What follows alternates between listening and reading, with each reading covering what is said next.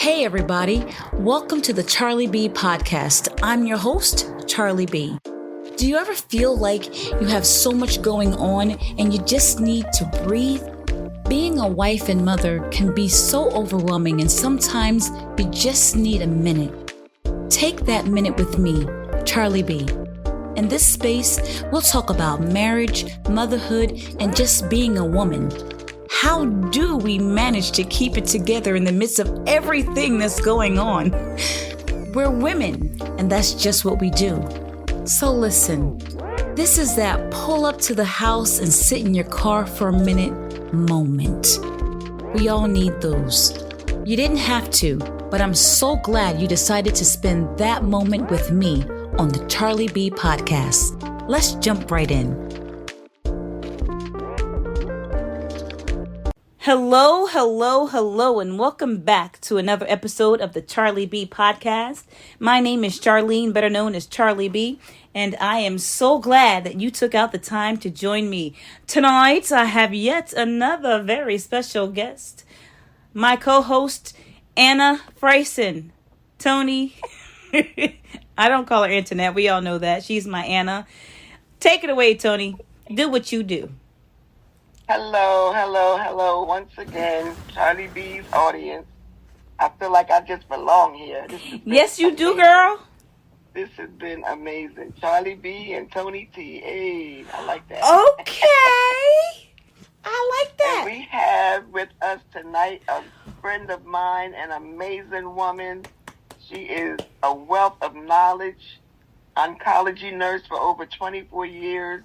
And she's my good friend, Miss Dianne Hyman. Woo! Hello, Di. Hello there. Thank you for this invitation to come and share with you all this evening. I'm so excited and looking forward to the dialogue that's going to take place. So thank you. It's going to be a good night. Yes. Yes, it is. So we just wanted to take this opportunity, the month of October, to make everyone aware of breast cancer, because it's, sometimes it goes unnoticed, undiagnosed, and sometimes it's caught too late. But if we can catch it in the beginning stages, even if it's, halfway there or whatever, as long as it's caught, and you deal with it head on. Don't try to push it away, sweep it under the rug. We got to deal with this head on. And just fight for your life. Just fight for your life. And just, share with us, Di, what oncology is and, what you do as an oncology nurse. Yes, thank you again, Antoinette, for this invitation, and CharlieB. You are welcome. So as an oncology nurse, oncology is the study of cancer. And I have been at MD Anderson Cancer Center now for 24 years, Cooper University Hospital, in various aspects of oncology. All of my tenure at Cooper has been in some aspect of dealing with cancer. And we know that white women have higher incidence of breast cancer, but that Black women continue to have higher mortality. And so we've made great strides, but the work really continues. And, celebrating Breast Cancer Awareness Month in October is amazing, but the work continues all year round. Yes. And so, awareness is the key, and like you said, early detection truly saves lives. Wow. Yes, it does. You said that we suffer a greater mortality rate. What's up with that? Yes, various reasons, CharlieB, why Black women have incidents of mortality. Of course, lack of resources. Yes. They're even looking at now our biology of Black women and the actual tumor. Black women tend to have more aggressive tumors, cancers in general. Lower socioeconomic status plays an impact. Wow. Late diagnosed. Getting screened and not coming back for additional views and all of those things. Say that part again. Let's slow down on that part, because that's a lot of our problem. You said not coming back for additional views. Yeah. So it sound like we lazy. Life. I don't necessarily call the women lazy, but I light. did. Sorry. And what we kind of overlook, like I always use the analogy, like a woman that, is the primary breadwinner of her family, have small children, holding on to her job, getting her mammogram, doesn't become her priority. Got it. Okay. And when she has her mammogram, calling her back for it because we need additional views or further imaging, sometimes it's hard getting that woman back as readily as you may think, it is. And so... And then I'm sorry. And then sometimes it's fear. Fear of the unknown? Fear of what it's going to be. Because I remember I had a patient that I knew personally and strong family history. And we wanted her to come in for, a biopsy after the mammogram. And it showed that it was, most likely cancer. But the biopsy would prove it. She was in denial. Yes. And I don't have cancer. I'm okay. I'm fine. And never got it checked. Yeah. And we see that. We see that in our community, which is unfortunate. Like some just don't even want to know. And this fatalism type of thing kicks in. I'm gonna die anyway, or thought patterns like that. But fear is real, and we can't underestimate the impact of what fear. It can be paralyzing, and it has paralyzed people from moving forward and getting the services that they need. Wow. Okay. I understand that, and wow. I don't I guess I can not relate to it, but I understand how people would be fearful. I would want to know. I'm like, Tony, feel this. I gotta go to the doctors. That's me. Like, I'm not waiting. It don't matter what they say. I'm going to the doctors to figure out what's going on. But everybody's different, Everybody's different. Think about what the young lady said that we had on this week. She said she saw it protruding in her clothes, but she went by what her doctor said. Black women have dense breasts. So she just figured it was normal. Right. So some people, really, really don't know and just don't follow through with it because of that. So it's just a lot of different reasons. It's a lot of different reasons. And, education, getting out, community education, and taking your sister along. You will be surprised. Somebody very close to you who you think has had a mammogram, and they have not. And it's not always low social economic status. It's, educated, working women that, aren't getting screened as well. Of course, we try to target that hard-to-reach patient population, but don't be surprised with somebody really, your sister, right, not had a mammogram, because I have seen that happen. I have a couple of survivors now, 2 sisters, and their mom won't get a mammogram. Ooh. And for you to think that, how do you even comprehend that? You have 2 daughters that have had breast cancer, and yet you won't get screened. My goodness. But so much, psychological stuff impacts that as well. That's incredible. Wow.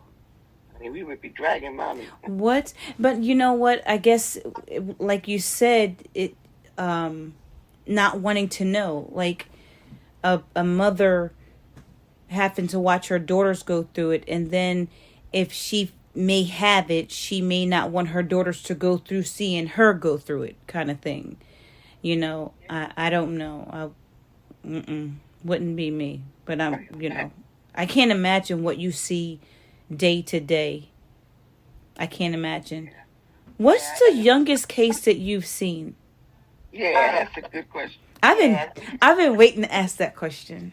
I think my youngest 20, 21. Okay. We don't treat anyone that's not an adult under 18 at Cooper. Young women may have a fibroadenoma, which is a fibrous buildup of tissue, and may come to the breast surgeon and need that removed. But that's not cancerous at all and doesn't turn into cancer. And that may not be uncommon for someone under 18 to have a painful cyst or a painful fibroadenoma that may need some attention. But I think the youngest breast cancer, probably 21. Okay. I was wondering if teenage girls like 15, 16 go through breast cancer. Not generally. The majority of breast cancers are happening in older women, postmenopausal women. That's where the majority of all cancers are with older people. But breast cancer in particular is usually postmenopausal women. However, if someone has a genetic predisposition, a genetic abnormality, then their risk of breast cancer is greatly increased, and you may see that early 20-year-old in the early 20s getting a cancer because of the genetic component. Wow. Okay. You have it, Char. Wow. I'm so glad you're here. Glad to be here. Yeah. Tell us a little bit, before we go back into what you do, tell us a little bit about yourself and your family. I am a mother to an amazing man, David, and then I have one son, my David Earl, my son. He's just turned 25. He's a martial artist. He's a master, 4th degree black belt. Oh! Yes, and he has competed all over. We have gone all over. He's a fierce competitor. He used to be when he was younger. Now he's I remember that. Yes, we have from St. Lucia, Canada to... How cool! This is your son that's the master? Yes. Wow! Can you teach me how to kick some butt? Yes, he teaches karate. He eventually wants his own school, so prayerfully, I'm sure that will come to fruition. Ooh. But yeah, that has been a great discipline and a way of life, really. Right. Yeah. I love that. Yeah. And he's handsome. Him handsome. He's handsome. But yeah, I'm one of 7 children. My mother is 86, still alive. She has uterine cancer. Oh. She's a uterine cancer survivor. And she's down, yeah. And I'm number 6 out of 7 siblings. So all my siblings are alive and well, thank God. Us too. Yeah. We're 2 of 7. 5 girls and 2 boys. 6 girls and 1 boy. Where do you fall in line, your siblings? Number 6 of 7. Next to the baby. This is the second time. I'm telling you. So, do you consider yourself the baby? Who's number 6 in your family? Me. You are. I'm the baby, though. So there's one under me. She's the youngest. I'm the baby. Yeah.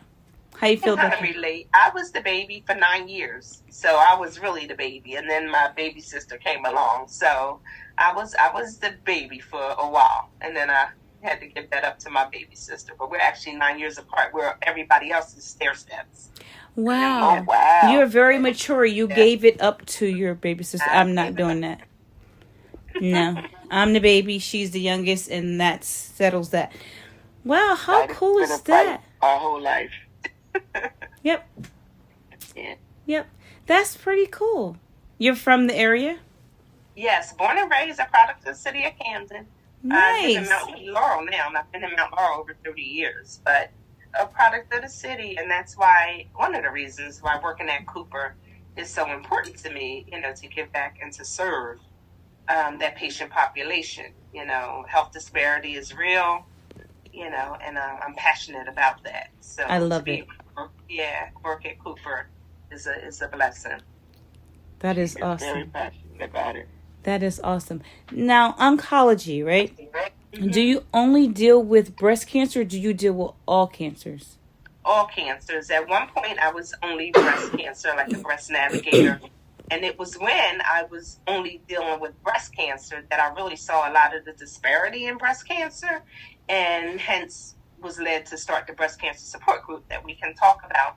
But now and over all of these years, throughout the course of my journey, I've dealt with various cancers: prostate screening, colorectal screening, community education for those cancers as well, cervical cancer screening. Wow. And now I'm working with heme malignancies, a lot of leukemia, lymphoma. I'm doing a lot of heme malignancies now. Is that blood? Hema? Yes. Look at me. You better go ahead. Feeling all orange. A little tiny bit. 1%. 1%. That's pretty cool. So you just know all cancers then. Yeah, a little bit about them all. But breast cancer was my favorite for a long time. Wow. Okay. So what you got, Tony? I could ask her 1,000 questions right now. I don't want to take over. No, you're fine. This is our podcast tonight.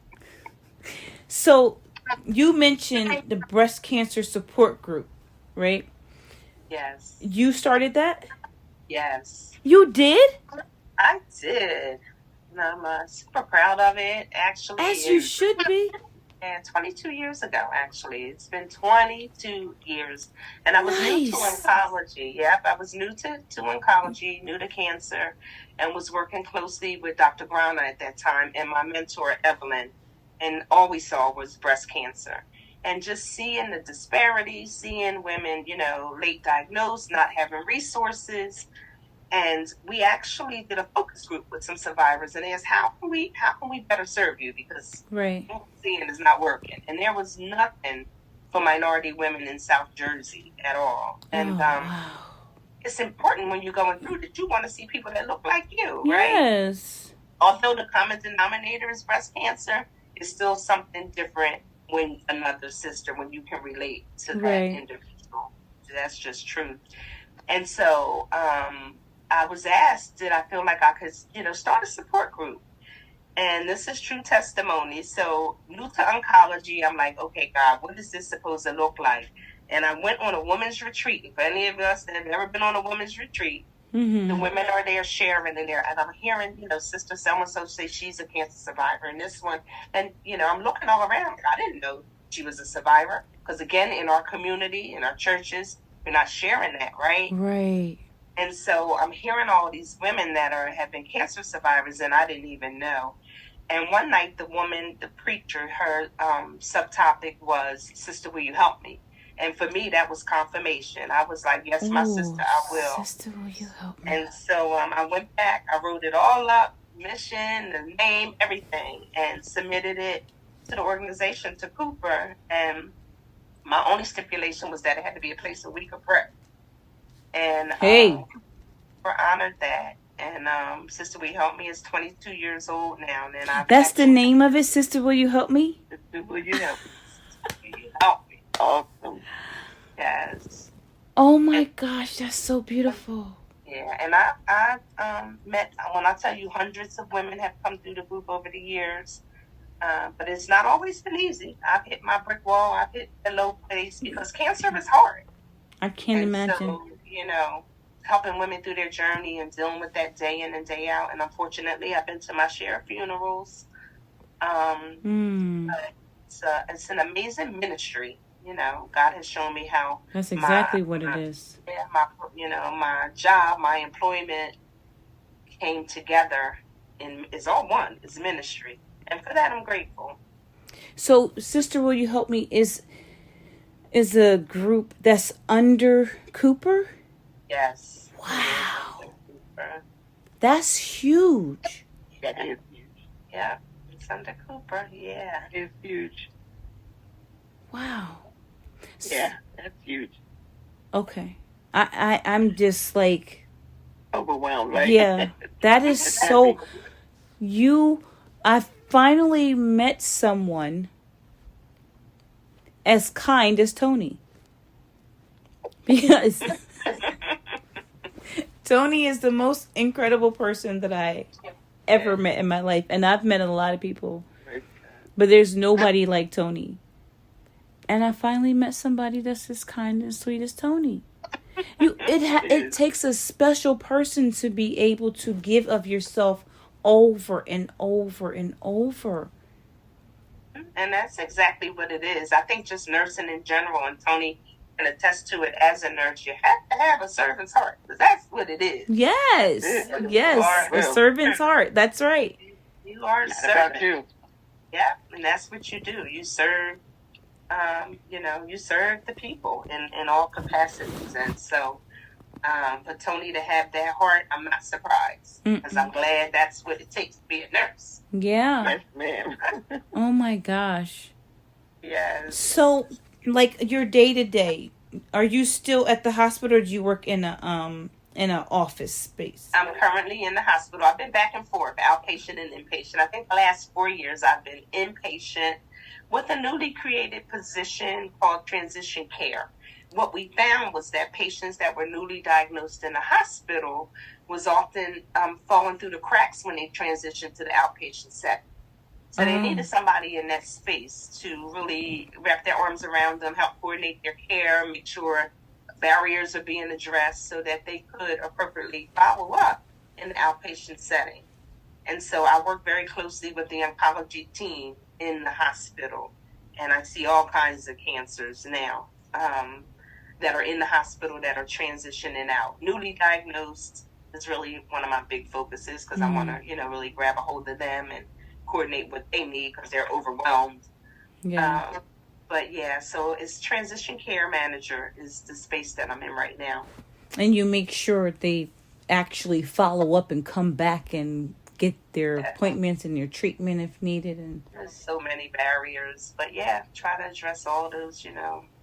It's hard, and there's so many people that don't have anybody. We think because we have family, oh my gosh, want to help. But there's a lot of people that don't have anyone to help them navigate. And navigating the healthcare system is hard. Oh, my goodness. And that's where your support group can come in, too. Yeah. Well, I can recruit, get women that I see or meet that are newly diagnosed. The physicians refer women to the group. And I have two. I meet in Camden and we meet in Willingboro. Each location once a month. Because Cooper opened up an office in Willingboro. And the need was stressed out there that a lot of the women were coming down to the Camden group.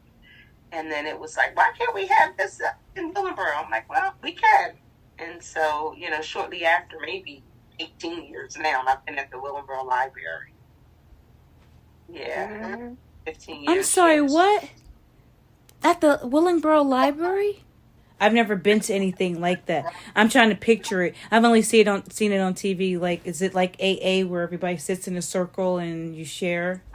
Yeah, well, it depends. You're just more than welcome to come with your sister. I would love to.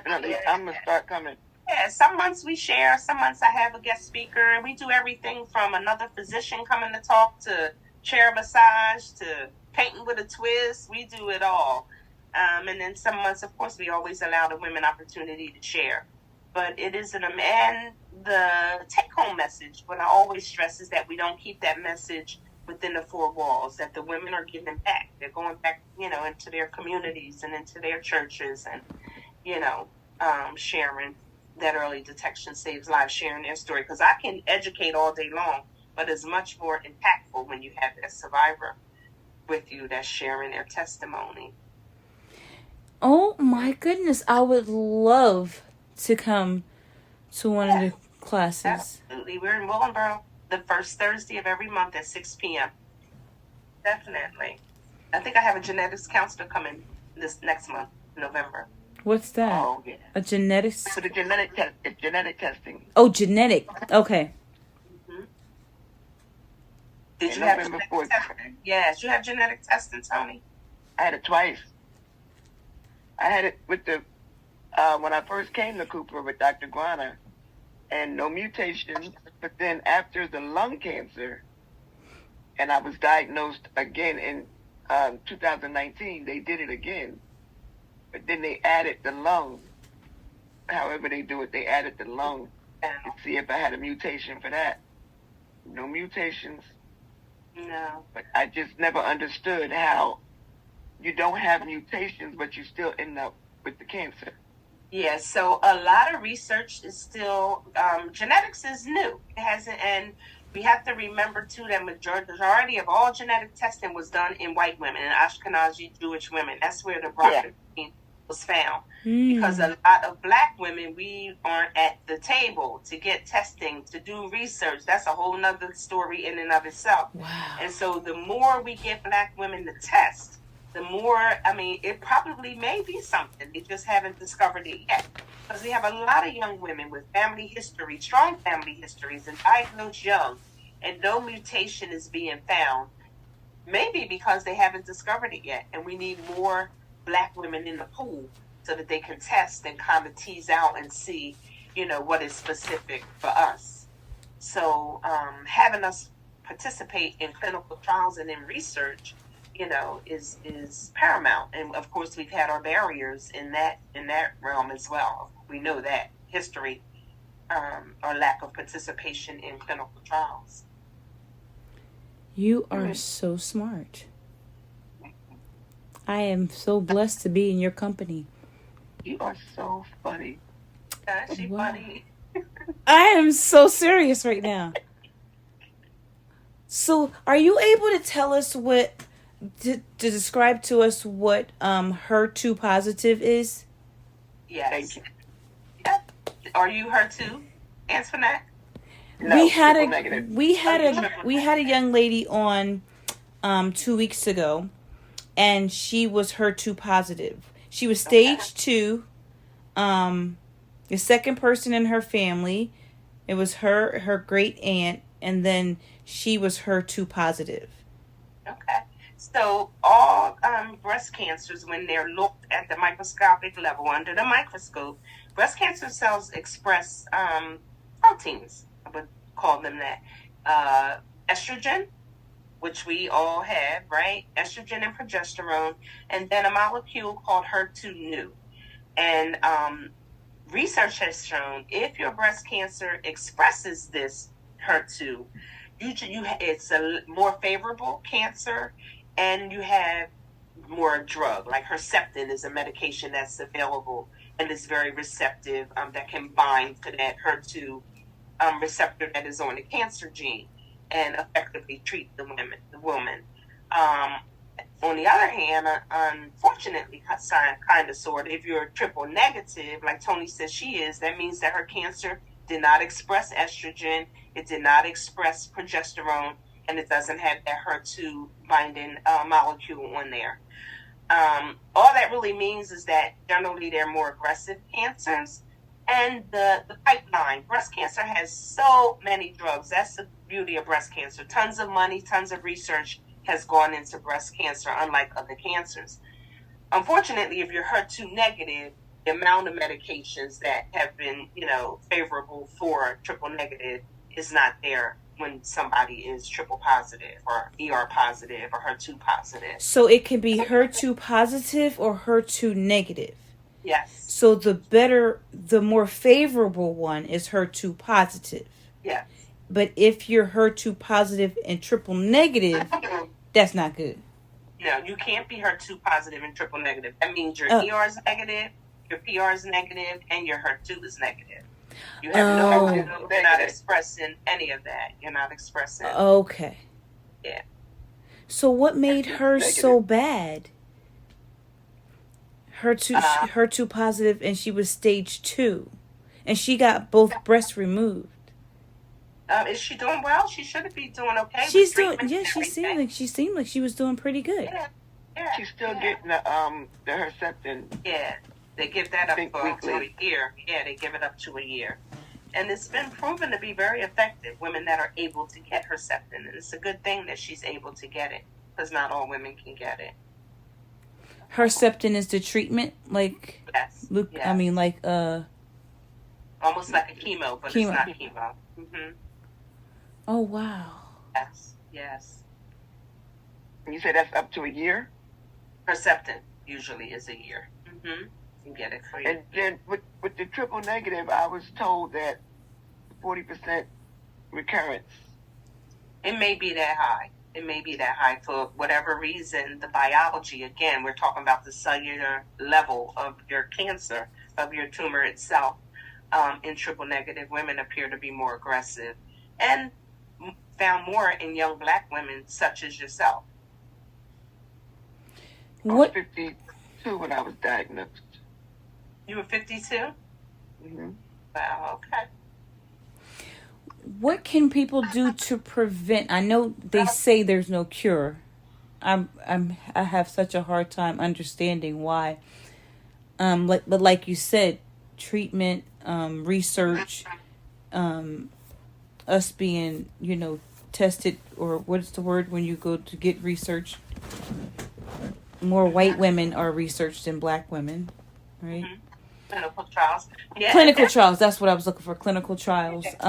Do they even ask us for to go through a clinical trial? I don't even know. Yeah, well, there's a lot. So a couple things. Breast cancer is curable, though. It's no longer the death sentence that it used to be. We have millions of survivors today, and I want to say, maybe 18%, if not higher, survive 20 plus years. Like, women are living long with the breast cancer history. So does that mean that that is cured, though? Mm-hmm. Breast cancer can be. You'll be cured. There's no evidence of it.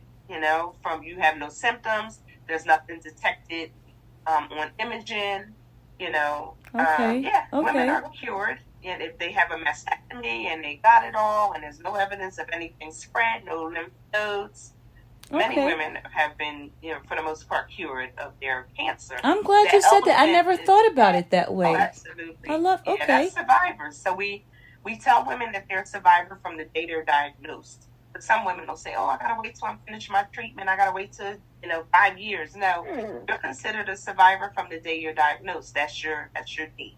So you start counting from there. Yeah. And so, but we have millions of breast cancer survivors, and even women that have metastatic disease, where their disease has spread. We call them forever fighters. They're even living long. Now, years ago, a metastatic breast cancer woman didn't live 6 months to a year. But now women are living years with metastatic disease. So we've made great strides in research and in, all of the medications and everything for breast cancer. The work continues, but we definitely have made great strides. I'm so glad. You just gave me a whole different outlook on a cure for breast cancer, because you're absolutely right. Absolutely right. What my question was, is there, my daughter-in-law is convinced that we can prevent ourselves from getting breast cancer if we don't take in a bunch of sugar, because breast cancer eats off sugar, and things like that. So it has a lot to do with our diet and. Yeah. So all cancers can be decrease your risk. The majority of cancers happen, and we really don't know why. You can be healthy, you can exercise, you can diet, you can be, gym rat, all of that, and still, for whatever reason, get a cancer.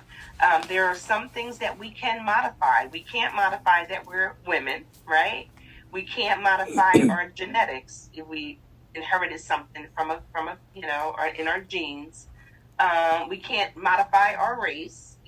So certain things you are modifiable and other things are not. You can modify smoking, you can modify drinking, we can modify exercise, we can modify, exposure to, toxins and things of that nature. Yeah, environment.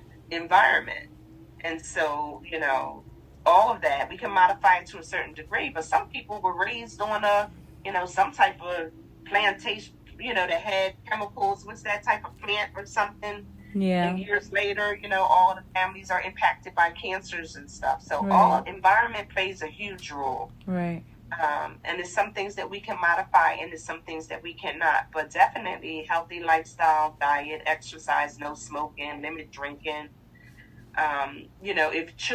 If you've never had a child, increases your risk. If you breastfeed, can slightly decrease your risk. So, those things. I'm sorry. You said if you never had a child, it decreases your risk? She said increases. Increase. Yeah, if you never. Because the research shows, and small percentage, but most breast cancers are ER positive, which is your estrogen-fed breast cancer. Every time we have a cycle, changes occur in our breasts. We can feel that, right? Yeah. Swelling, engorged, all of that. That's all estrogen changes. And the theory starts to be that one of these years, so if you start your period at 12 and end it at 50, that's shorter than somebody who start their period at 9 and don't end it till 60. All of those years of having a cycle causing those changes in your breast, theory is that one time some of those changes may not go back to normal. But when you're pregnant, that offers a protection. You don't have all of that taking place for the period of time that you had babies. I need to have some more kids. Decreasing. decreasing, and slightly decrease your risk. But, that is the kind of the theory behind it. It has all with estrogen. So now we know that young girls are getting their periods so much earlier. Yes. They're not going to menopause to so much later. That's years of all of these estrogen changes taking place. Wow. Wow. You are like You are blowing my mind tonight. a wealth of information. You need to write a book. I don't know about that, but I do. I said it. I'm putting that on your life. Wow. Yeah. And just, just disparity. That's my thing, that help us move that needle why Black women continue to die, and knowing that, that they have a voice, you are your best advocate, like all of those things, because some people go through this with no advocate, no one to help them, not knowing that they can have access to clinical trial, not knowing that they can go for a second opinion, it's a lot. You think they're stuck, but you're not. You can ask the question, ask all the questions you want to ask. But how do you know when there's a clinical trial going on? Like, will you sign up for a clinical trial? Well, the institution that you're at. And that's why it's important as a cancer survivors that you have a community that you're a part of, be it other survivors in a support group, be it, in your house of worship. Like I encourage you, need a community, because it's within that community of like-minded people and people that have experienced what you're going through that you hear that. Oh, I didn't know a clinical trial. Oh, you had that? You had that? Let me ask about that. And then, all of that exchange of information, because no two cancer centers treat alike. Right. And, truth is, there's a lot of recent research that is getting to the heart. Is there racism? Is there social, bias within the institution biases as to playing a role in why Black women are, dying or not getting the standard of care or the treatment like our white counterparts. So it's a lot into that. And, some women will tell you, and research shows that, this Black woman was not offered compared to, this group over here. Wow. So it's that plays a role in our mortality. Wow. And that's not just in breast cancer, that's in all cancers. Yeah. That's just health disparity in general. That hurts. General, but that really hurts. A lot of work is looking at breast cancer in particular. Do you see a lot of men with breast cancer? No, men, very rarely. What is it? No, forgot the exact statistic, but very few men are diagnosed with breast cancer annually. Yeah. Okay. But it does occur, especially if a man is a BRCA positive, have a, that gene that can increase their risk of breast cancer, increase their risk of prostate cancer. So we have a handful or more. We have a fair amount that have been over the years, but 1 in 8 women will be diagnosed, and I don't know, maybe 1 in 400 men. Something might even be larger than that. I don't want to quote men, but 1 in 8 women will be diagnosed with breast cancer. 1 in 8. Sheesh. Yeah, and I think it's only like 1,400 men a year or something. The number is very small for men with breast cancer. That's good. Yes. I've only known of 1 in my career. Yeah, I've known maybe 2 or 3. Yeah. Oh wow, that's pretty low for a 24-year career. Yeah. Wow. Yeah. It's Breast Cancer Awareness Month, folks, and Dianne Hyman is awareing folks. For real. Like, she's awareing me. I am just floored right now. Yeah. Okay. What else you got, Tony? I think she's given us, a whole lot of information, and knowledge is power. Knowledge is power. And that's what this is about, just getting it out there. And, we found out tonight that breast cancer can be cured, and I am cured. Yes, we say we are healed by the wound in his side. I am healed. But we say we're survivors, right? You say you're breast cancer survivors, but I never thought of it as a cure. You've been cured, right? Overcome. Yes. I love that. You did something to me. Thank you, Jesus. Hallelujah. I am healed. Because how can you not be cured if you're evidence? There's no evidence of disease. You have no symptoms. You're not on any. Are you taking anything? You've taken a. Nope, nothing for cancer. If that ain't a cure, I don't know what is. The Zolota. I ended the Zolota in August of 20. Okay. And that was I went back to school in June, and I was still on the Zolota, knocking my classes out, doing what I needed to do to be where I am today. Yay! And thriving, and that's the beauty to survivors, that they not only, survive, but you thrive. It's a new, we didn't really talk about the psychosocial impact of breast cancer. Is profound, and how to help you get past and into your new normal. Because a lot of women want their old normal, want their old life back. But it's a new normal, and you have to get into that and grow into it and accept that. And sometimes it's not always that easy. It's easier said than done. The side effects of treatment can be lingering, that fatigue, the chronic pain, sleeplessness. Yeah. Two things.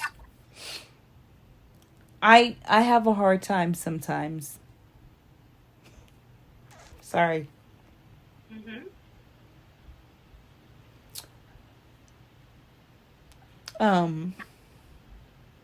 When it's time for Tony to go back for her exam, and being fearful that they're going to find something. Like, is there some kind of support for her and for the family, the people like that? Yeah, and oftentimes, Charlie, we have to, not negate the support person, because the person that supports that survivor going through is impacted just as much as they are. And a lot of the focus is on the survivor and not on the support people. And so we have to make sure that the support people are getting the help and the resources that they need as well. Yeah. That's always an elephant. You think for you, it's an elephant in the room for Tony. Right. That's always in the back of survivors' minds. Exactly. That reoccurrence, any little ache or pain, is that the cancer? And so, unfortunately, the survivors live with that, unspoken. It's the elephant in the room, but nobody's saying nothing about it, right? Right. But for you to feel that is normal. It's a grieving process that you have gone through with her, that process that she has gone through. And so I would just encourage you to, just continue to love on her, and y'all love on each other, and live each day to the fullest, because none of us are guaranteed. Yeah. And just, laughter, definitely food for the soul, and just embrace life, because God don't give us a spirit of fear, so we don't want you or her to walk around in fear. Right. But that's reality of survivorship, that going back for those tests, whatever it is. Ooh, yes, Lord. It's so true. So when I think about a support group, I think about Tony needing support, but her family needing it as well. And I would, like I said, we would love to go to sit in on a support group, just to be around, sometimes being around like-minded people and supporting one another. That's the value. That's the value of the group. And it's interesting because some people come when they're newly diagnosed, and then others come when they're years later, 4, 5, 6 years later, because they realize it's almost like they were diagnosed and they were just on autopilot going through everything. And then years later, it's like, what in the world? I was hit by a Mack truck. Like, I'm not coping well with this. I need, like, somebody needs to help me. Right. And so, people come at various stages, and it's not always that newly diagnosed. It's women that have been out and still fine. You know what? I don't have anybody that I can talk to that really know what I'm going through, that really know, this body image thing is bothering me, that really know, So they come at various stages, and I just welcome them all, and we just love on them all. And, and the door is always open. You come and stay as long as you want. Some women been with me 20 years because it's their way of giving back to the next survivor that comes into the group. And then women are newly diagnosed come all the time, and we just help them through their journey. But the caregiver aspect, that's real. And, needs to be addressed as well. Some people have caregiver support groups. We used to have one at Cooper. I don't know if they still have it now. But, because caring for someone with cancer is draining, physically, emotionally, all of that. And so, the caregiver needs, like a sister, will you help me too? Like, Sister, will you help me? Yeah. Will you help me? It's real, and it's tough. It was really hard. Because Tony is our nurse. She's my confidant. She's my friend. She's everything to so many people, and it's like I love what you said, and I'm very aware, and God hasn't given us a spirit of fear. However, but sometimes when the rubber meets the road, reality kicks in, and it just is what it is. He knows my heart. He knows my mind. But I think it's that repeated, like what is it, once a year, Anna? It's time to go, and it's like, and you hope and you pray and you trust, but it's God's will. Whatever His will is going to be done, right? Because He's sovereign, right? But I just love that there is a group of people that get together to discuss it. Yeah. And we allow you to cry. We cry, we share, but it's not a pity party. It is not. No. You can't park there long. Get up and keep it moving. We're not going to park there long, but the tears flow and everybody, absolutely. But one of the things that people have said about Sister Will You Help Me differ from other groups is when they have gone to the other groups, they came out feeling worse because it was all so doom and gloom. Right. And that's not the spirit of Sister Will You Help Me at all. There's nothing doom and gloom about us. Will you have your moments of sadness? Yeah. But we don't stay there long. I love that. You can sit there with your forward-way flashes on for a very few minutes, and then you got to turn them off and keep it moving. Yes. I love it. Yes. Keep it moving. That is good stuff. I have a friend that wrote a book after her cancer diagnosis treatment. What if you live? And it just talks about, everything she went through, and then living through cancer, and the things that you go through living through cancer. And nobody can imagine it unless they've walked in those shoes. Right. Mm-mm. Even somebody die as close as you are in it. You still, and people have no idea. But what happened to me, because God did that revelation, I thought I knew. And what was it, 2013 maybe? I had to have a breast biopsy. And I'm telling you, that was crazy. I had a mammogram on Thursday, and because I worked there, went right to the radiologist. Radiologist told me she thought I needed a biopsy. It was the weekend before Thanksgiving. Oh. I went back on Friday, had another Dr. Germain read this. My God. And I agree. I need it today. I can't wait to after Thanksgiving. I need it today. I was mute. I could not talk. I did a 3-way call on the phone, called my sisters. I had a biopsy today. Don't add nothing. I literally shut down and just told people just pray. My prayer partners pray, but I literally was like a mute. Like I could not talk the entire weekend. And it was like God literally was like, you think you know what they go through. Wow. Give you a little bit more. Give you a little bit closer to what they really go through. And that was my experience. I got a little bit waiting on the weekend for a call. Oh. God. And so, yes, I have not walked in your shoes, praise God. But God had to show me, I'm going to give you a little bit. I'm going to give you a little taste. So I never take for granted as a nurse that I know what any of them have gone through. You know, I just try to encourage them through it all and, you know, just help them through their journey. But it's crazy because everybody don't have somebody. I've seen relationships broken. What we fail to realize, a woman could be in the middle of a divorce. A woman's kid could be acting up. Whatever life is, it's still life. Yeah. And now you got this diagnosis. Yeah. Life didn't go away.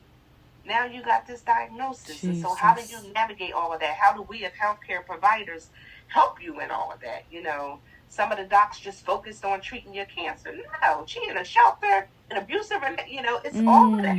Jesus. It's all of that. And so, you know, oh my God, can you imagine? I can't even imagine. Yeah, but that's some people's reality. Yeah, we are so blessed. Yeah. And so I can't imagine finishing chemo and having to go lay on a shelter cot. Oh, God. Lord, I thank you. Like the young lady said, Sharon, if everybody put their problems in a basket, she'd take hers back. Hers back. She would. Now, Di, you know her, Michaela Dunson. Yeah. Okay. Michaela Dunson. She was amazing. Yeah, and not a young lady named LaQuette, but she doesn't go to. I go to Cooper. Yeah. I have to check out the podcast. Yeah, the one I saw last week was really nice. Yeah. Thank you. It was amazing. Her story, like you said, she lost her brother, she lost her baby, she lost her husband and her dog, and then she got diagnosed with cancer. And I was just like, listen, let's take a commercial break, and I don't even do those. Like, I can't. I'm sorry, I can't. It was, and she was still smiling and able to tell her story. Right? Able to show up. Yes. Oh, amazing. By His grace. By His grace, yes. Yeah. Wow. What else about the social impact when women have to go through losing their hair, losing their breasts, and yeah, that's the psychological impact and body image and all of that. Sexuality. It's huge, and we need to maybe do better at addressing it. I don't know how well, you know, some healthcare providers are probably better than others at addressing it. Yeah. But again, it's a 35-year-old losing her breasts and in a relationship, you know, issues are different than that 70-year-old. And so you can't lump it all together. No. You know what I mean? The young women have different issues, sexuality issues, and chemo is hard. Chemo, you know, is hard on your sexuality. Surgery is hard on body image. Radiation is hard on your body. Oh, God. And so all of that we have to, you know, not minimize when a woman is struggling. I had patients over the years that never took their clothes off in front of their husband again. And, you know, a lot of emotional trauma. A lot of trauma associated. I had a patient tell me recently when after she saw her plastic surgeon for the last time, she cried and he couldn't understand. She was like, our visits are over. Like, you don't understand the impact of you putting me back together. Yeah. Like her plastic surgeon, literally she felt, you know, put her back together. Wow. And, you know, she said that he got all nervous and, you know, didn't like, you know, because people are different and don't know how to take it. Mm-hmm. But it was good for her to share that with him. And I pray that he received it and know the value of your work. Like, it's not just operating on somebody's body. Like, you have their life in your hands and the impact, psychological impact that he had on her in putting her back, her life, you know, her body together. And so we can't minimize any of that. No part of it, right? It's all very important. Yes. Your work, what you do, is I'm just speechless. Just first of all, the mind that God gave you and the spirit that God gave you and the heart to show up for people and your compassion for people is And enjoy it. Oh my gosh, it is unmatched. And I'm telling you, He's going to, I know you probably think that you're blessed, and you are, I'm sure, but He's going to bless you abundantly. Just abundantly. Because it takes a very special person to do what you do. To show up for people that are going through this. And show up with the heart of a servant. You know, it's just amazing to me. It's all the glory. He really does. I have to give him all the glory because I can't do it without him. Because again, it's hard. I've had my moments when I wanted to quit, when I hit a brick wall, and he's like, "Nope, not yet." And I never will forget. Kelly was her name. Kelly passed away. Kelly may have been 36, left 3 babies. Her baby was 2. That was hard. That was hard. And I mean, God, I can't do this. I cannot do this. And then he just showed me, put another patient right in front of me that I literally helped, through the grace of God, save her life. And just showed me that, nope, your work is not done yet. But I hit those walls. I hit those lows too, because it's hard. It can be hard, but there's joy in it. There's joy being a part of so many women's journeys. It has been a pleasure. I'm honored to have been a part of so many women's journeys. Yeah. Wow. Place of humility for sure. Yeah. You are a gift. I look at Di's passion with the patients, and I look at Debbie Williams' passion with the children. Yeah. And they're so similar. Yeah. They're so similar. You gotta have a love for it. You have to. It's not about the money. It's not about the money. You have to have a love. You have to have a God love. You have to have a a God great love. at it like that. Yeah. Just can't anybody do it. Just can't anybody do it. Takes a special person. You just can't. And it reminds me of you. Sometimes I'm on the phone with Anna when you were working at the nursing home, and Tony would be like, "Good morning, sweetie. I got your medicine. Sit up. Here's your water." And I'm like, extra super kind. And they're like, "I don't want it." Like, I mean, a whole. You just made that's somebody's mother, somebody's grandmother, and they leave them in care. Some of those people don't get visitors. Some of those people do. But just to have somebody come in that actually loves what they do and is taking care of that person with love and with compassion is the whole entire gift. Priceless. It's amazing. It's amazing. And I'm just grateful. I'm grateful for you tonight. I really am, Dianne. Yeah. Thank you for this opportunity to come and share. It's been truly my pleasure. Absolutely. I would love to see you guys. And sister, will you help me? Definitely. And my response is, yes, my sister, I will. Yes, my sister, I will. You will see me, Lord willing, at the what's the next date? November 4th. Yeah, that Thursday, November 4th. 6 p.m. I wrote it down somewhere. I wrote first. I'll be taking notes. November 4th, 6 p.m. at the Willenboro Library. That's like right up the street and down the corner. Wow. Yep. Listen, everybody, it is October, Breast Cancer Awareness Month, one of the most important months of the year. Each and every one of us knows somebody that is impacted by breast cancer, and I say it all the time. Breast cancer, lung cancer, stomach cancer, leukemia, whatever the cancer may be, it can come knocking on your door at any moment. It doesn't care who you are and what you got.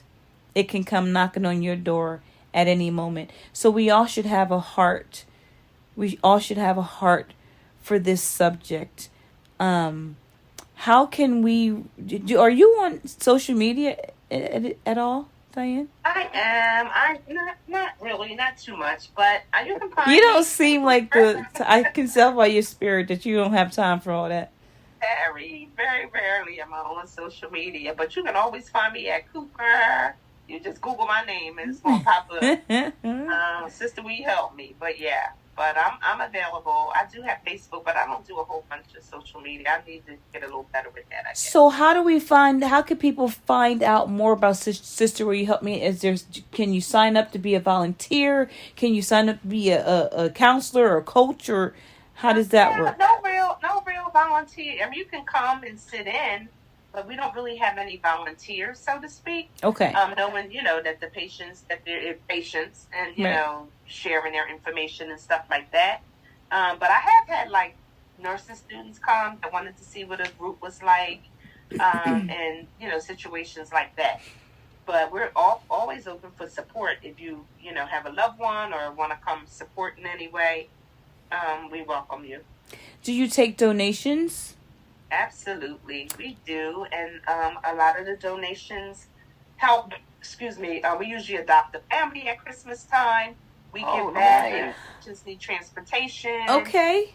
Anything like that. It's a fund. The Sister Will You Help Me Fund there. Cooper has the pot, and I can pull from it for refreshments. I can pull from it to help whoever, however.